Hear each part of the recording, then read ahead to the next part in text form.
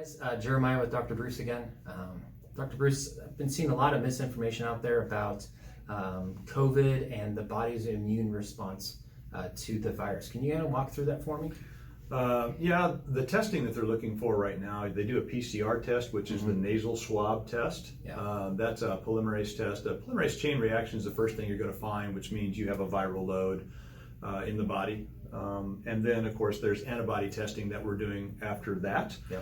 And it doesn't really find active virus in there. That's not what it's designed to do. It's designed to find out your blood's memory of coming in contact with the virus.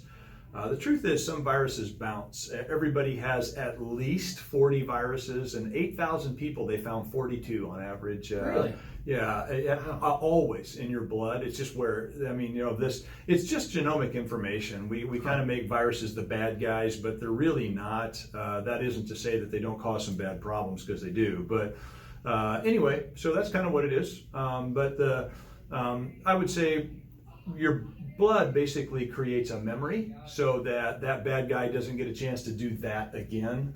And that one goes through the IGM first. That's the first response, and it's in days. It starts to go, okay, we've got to react to this. And then what we get is IgG. IgG is humoral mediated immune response, meaning that if your body saw that again, if your blood saw that again, it would recognize it, it would know it, it would render it inert, which is exactly how we've handled every virus since always. That's why we are. Did you know that 50% of your genomic information, your genes, is virus? Really? Yep, comes from virus. 50%. 8% are retroviruses, like HIV. Okay. Isn't that interesting? Yeah. So, but that's how we're made. We're made out of this genomic information, and so your body's ready for it. It doesn't want a virus to kill the body, so it fights it off. And what you get is PCR is first. That's your nasal swab, and then there's a great blood tests out there now which show IGM. That's going to happen first, and then IGG, which is a humoral mediated immune response. It isn't that you're not going to get it again, because you can get any virus over and over. It's kind of how the mutations work. I don't want to, but the fact is, your body would be ready for it, and you would be much less likely to have a real problem with it. So an IgG and IgM, then, those are the names of a specific antibody in your blood? Yeah, that's good enough, and I would stay with that. And I always go IgM first, because IgG is the grandfather, been around for a long time, ready for you, right? IgM is the new, the young.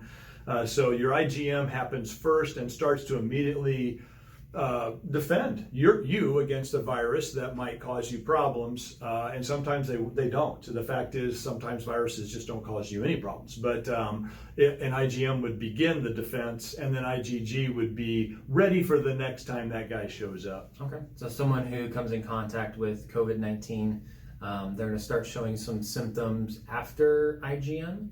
Or during that process? Very likely you're going to show your symptoms before you take your PCR test. Your PCR is going to be first. That shows antigen and RNA. So viral antigen, or COVID-19 antigen and RNA. And then your IgM, that's going to take days. So you've got to have a high enough viral load for your body to fight for you. It's going to be IgM. And then IgG will show up after that. Okay. Yeah. So the tests that we have here at the office, people can call our office at 816-454-5433.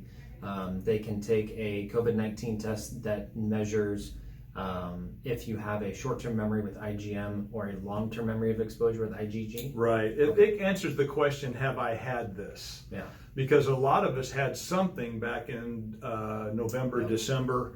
And in one of our other offices in Indiana, there are about 50% of the people are testing positive for memory. They've been exposed, they've gotten over it, and in fact, 0 of that very large number now had any idea that they were sick. They didn't know. If they did, it wasn't big enough for them to understand that they were sick. All right. Well, please like, share, and comment on this video. Please do. Again, our phone number is 816-454-5433. We do have test kits here. We can overnight them, I understand, as well, in case we have to build a wait list, so you can get tested. Yes. Excellent. Cool.